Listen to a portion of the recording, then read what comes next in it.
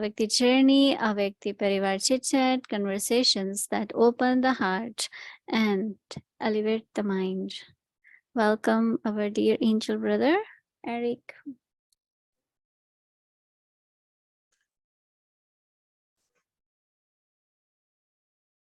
Om Shanti, each and everyone, special loving greetings from the heart, of course. Happy to be with all of you in Avyakti Parivar. And yes, to join again Mohini Didi for nice chit chat. I don't think there will be a surprise this evening. To be a nice little chit chat from the heart. And there was two things Mohini Didi had in mind for a little get together. One is about the Merlis of 1969, and the other is a blessing that we read 2 weeks ago. So I was waiting impatiently to be with you to ask you a question about that.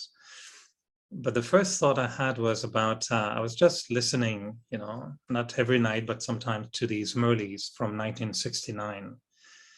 And then we hear also Avyak Babdada 1994.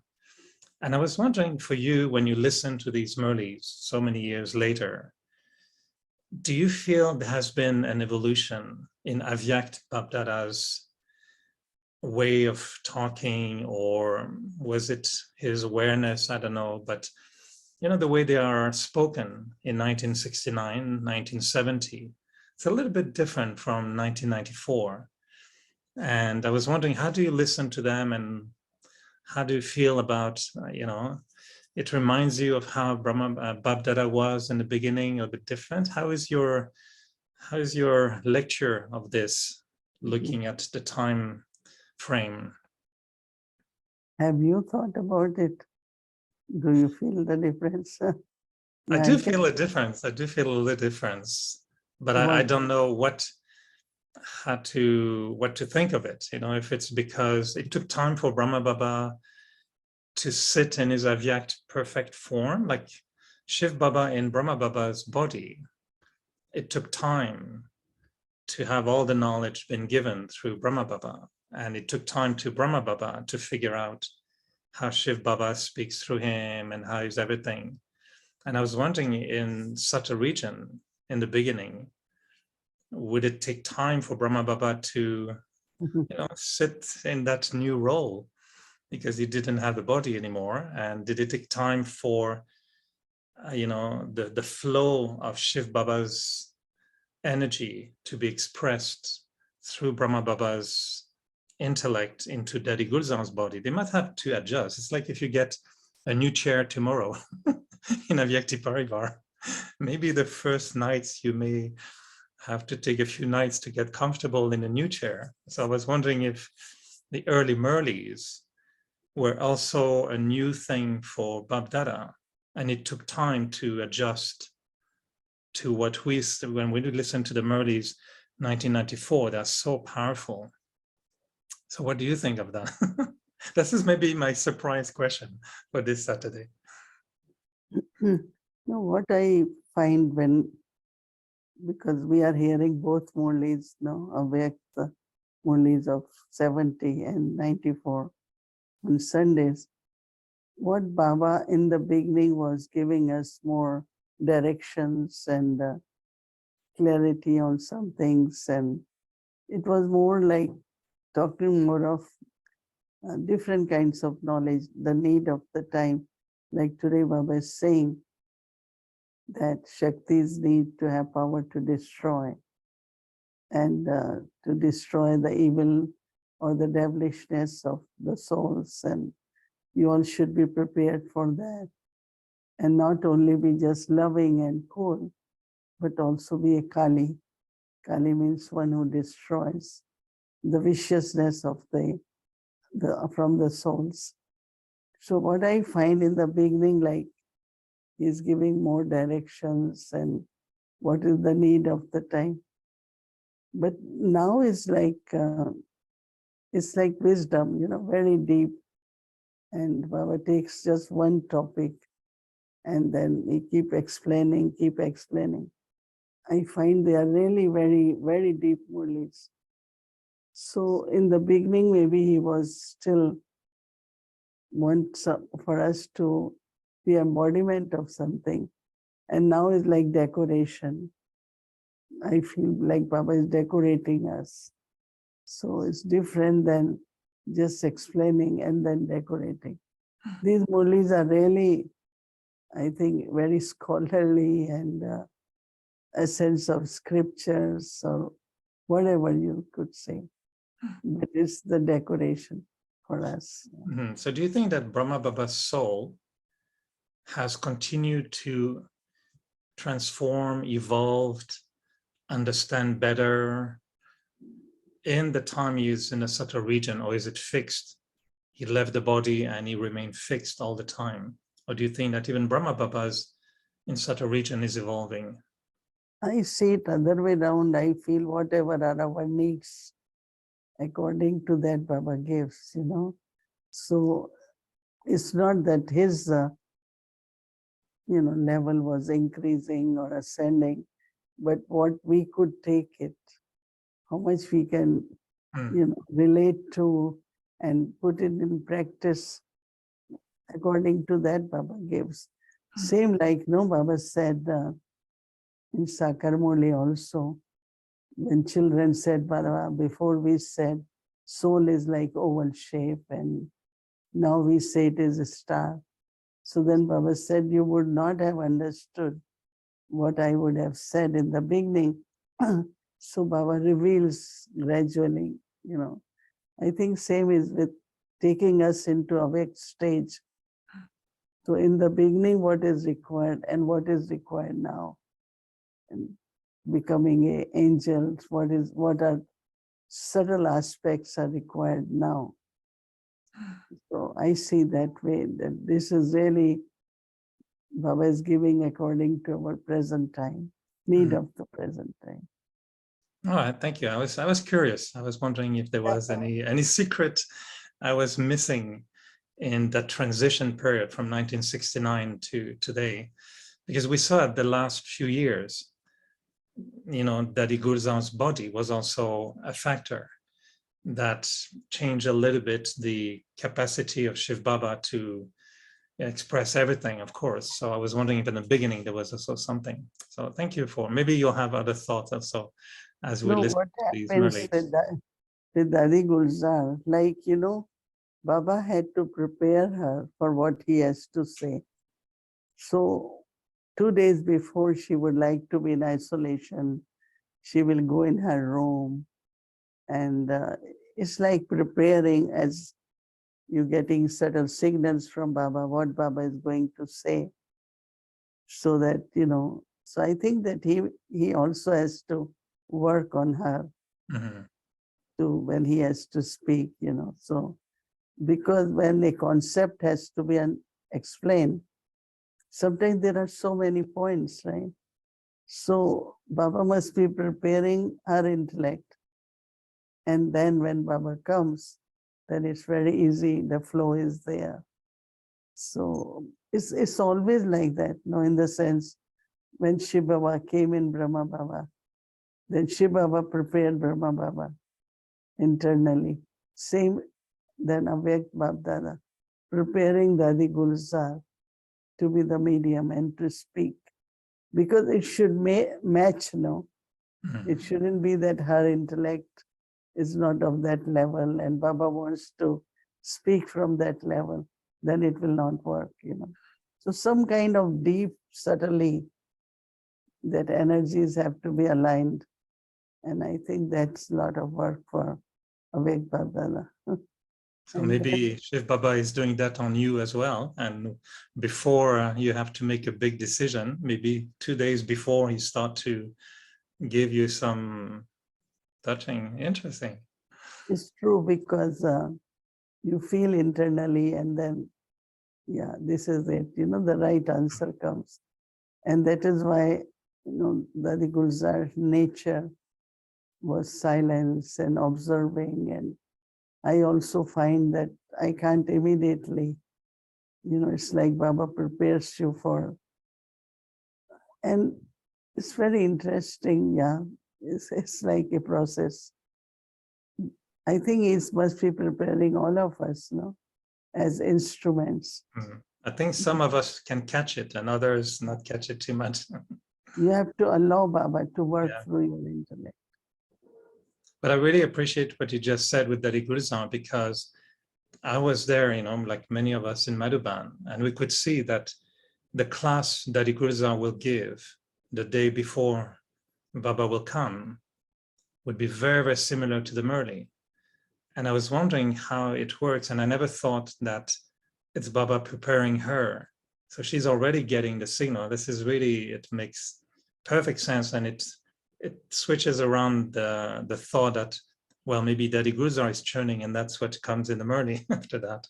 And I prefer the other way around. Baba is preparing her. It's very interesting. He goes completely detached and isolation, and Neelu always says whenever we go, she's on her own with Baba. So I think that they both work together.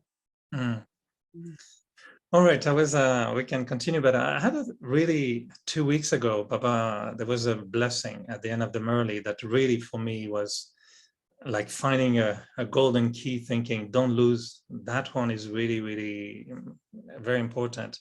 So just to remind you of what it is, and those who are listening, is Baba was saying, may you experiment with the power of silence, using the instrument of pure thoughts and become an embodiment of success.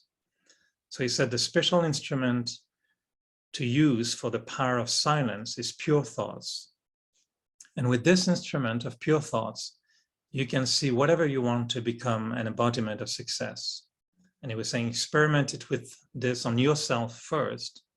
And he was saying, experiment with it on any illness of your body, and see how with the power of silence, any karmic bondage will change into a form of a sweet relationship, into a form of sweet relationship. So he said, use that in you for the body, the mind, and the sanskars. And then you can work on others, but you will attain success. So for me, what I was really curious to hear from you is that connection with pure thoughts, focusing on a sanskar, for example. If I have a sanskar I want to change,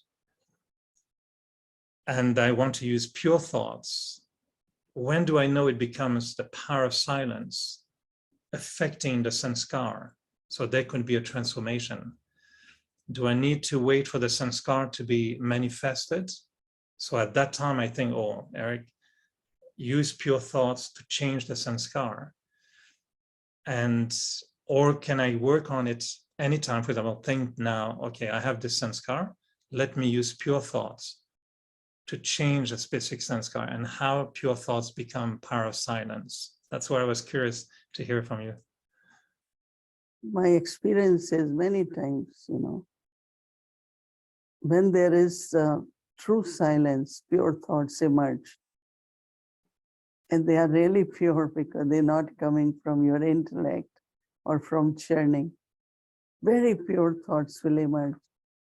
And so I can use those pure thoughts. Like 2-3 days ago, I was practicing on, my head was a little bit heavy. So I just thought the best way is to be really, really in soul consciousness. And for 10-15 minutes, I went in really deep silence. And after that, I felt I'm very light. And so one is that means you can use power of silence, complete silence, and that's only possible when you just say, I'm point of light, and be in the center of the forehead and be in silence, and you see the effect on your body also, a lot different. And second, as you said, in the deep silence, sometimes early morning or during the very, very pure thought will emerge. And if you implement those thoughts, it's successful. That means it's like a kind of inner vision is clear, and you are able to see what should be done, what is right. And we sometimes don't take time for that because we intellectually plan everything. We should do this, we should do this. but very few go in deep silence, create a vision, what should we do? And it's perfect when you do that, you know. And that is why many times I'm asked things, I said, okay, let me think about it. But I don't think, I go in silence. And when I go in silence, I'm very clear. Let us do that. And it works well. Success really is that it worked. Mhm. It was very practical and successful also. So it's let's very say- interesting Mm. that we should experiment more with silence. And also in relationships, or silence also is kind of, you are erasing something and you are rewriting.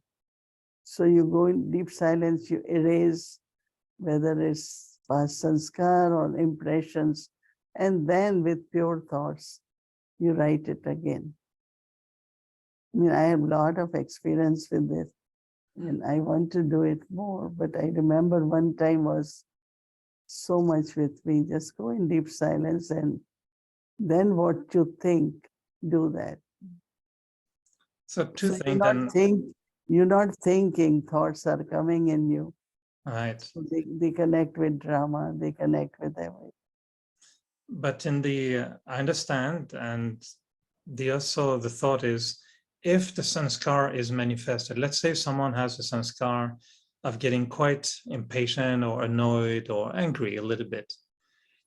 Well, when the sanskar of being angry comes up, is it not difficult to just go into silence? Because then the mind is a little bit body conscious. At that time, just to say to the mind, okay, go silent, is a bit difficult, no? So I think that I'm not saying it's my experience, right? I'm just giving an example. think find, if you really want some change or realization or power, you just sit for 10 minutes, 15 minutes, and practice the soul consciousness, just pure soul consciousness.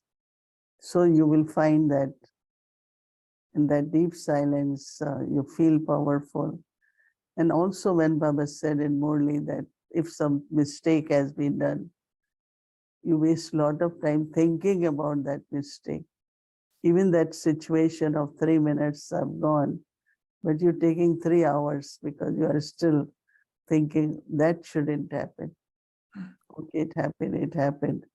So you can go remember Baba, soul consciousness. That is deep silence, you know. Mm. Little while you are thinking of one quality of Baba, then you are with Baba all the time, 10 minutes, half an hour. And when you are with Baba, you come out in a very different way. All right, I think we have a big journey coming up, and but so it's to be continued. I'd be really interested in exploring that concept, because I was also, and maybe next time we can discuss, you know, pure thoughts, elevated thoughts, powerful thoughts. Is there really a difference when Baba says use pure thoughts so that you create the silence that will change the sanskar? I'm really thinking, yeah, those pure thoughts, you know, are there, you know, how we define the pure thought versus the thought which is just knowledgeable. Sometimes we have a good knowledge thought, but it's not pure. So to be continued, to be continued. We'll do that next time or so. Stay tuned. There will be an episode number 2. Thank you, Mohini Didi. And we have the... yeah, it's good. We all need to churn that. All right. All right. Thank you. Happy to be here again, and we'll meet again very soon. Om Shanti. Om Shanti, everyone.